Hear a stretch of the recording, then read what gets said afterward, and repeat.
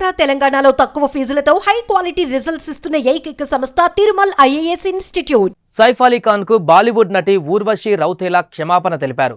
2 రోజుల క్రితం సైఫ్ అలీ ఖాన్ పైన కత్తితో దాడి జరిగిన విషయం ఇండస్ట్రీలో హాట్ టాపిక్ గా అయిన సంగతి తెలిసిందే. గుర్తు తెలియని వ్యక్తి సైఫ్ ఇంట్లోకి చొరబడి కత్తితో 6 సార్లు దాడి చేశాడు. ఈ ఘటనలో నటుడు గాయపడ్డాడు. దీంతో వెంటనే కుటుంబ సభ్యులు అతడిని ముంబైలోని లీలావతి ఆసుపత్రికి తరలించారు.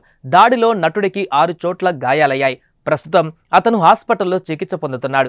అయితే రీసెంట్ గా సైఫ్ అలీ ఖాన్ కత్తిపోట్ల విషయంపై నటి ఊర్వశి రౌతేలాని కూడా స్పందించమని మీడియా వర్గాలు కోరగా, ఈ భామ ఆ దాడి గురించి స్పందించకుండా తాను తెలుగులో నటించిన డాకు మహారాజ్ అనే సినిమాతో 100 కోట్ల మూవీ అందుకున్నానని, ఈ సక్సెస్ సెలబ్రేషన్స్ కారణంగా తన తల్లి రోలెక్స్ వాచ్ గిఫ్ట్ ఇచ్చిందని, తండ్రి ఒక రింగ్ గిఫ్ట్గా ఇచ్చాడని టాపిక్ డైవర్ట్ చేసేసింది.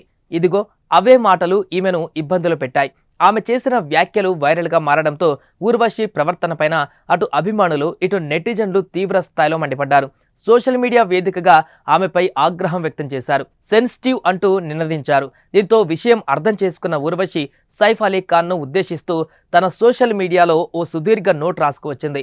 సైఫ్ సార్, మీకు హృదయపూర్వకంగా నేను క్షమాపణలు చెబుతున్నాను. నాకు ఇప్పటి వరకు సైఫ్ అలీ ఖాన్ మీద జరిగిన దాడి విషయంలో సీరియస్నెస్ అర్థం కాలేదు. నా మీద నాకే సిగ్గుగా ఉంది. డాకు మహారాజ్ సక్సెస్ కావడంతో నాకు వచ్చిన గిఫ్టుల గురించి మాట్లాడడం కరెక్ట్ అని అనిపించడం లేదు.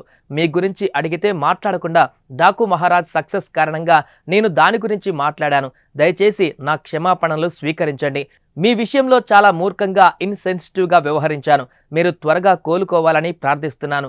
నా తరపు నుంచి ఏమైనా సహాయం కావాలంటే అడగడానికి ఏమాత్రం సంకోచించవద్దు. మీ గురించి అడిగితే డాకు మహారాజ్ గురించి మాట్లాడినందుకు మరోసారి క్షమించండి అంటూ రాసుకువచ్చింది. ప్రస్తుతం ఈ పోస్ట్ నెట్టింట వైరల్గా మారింది.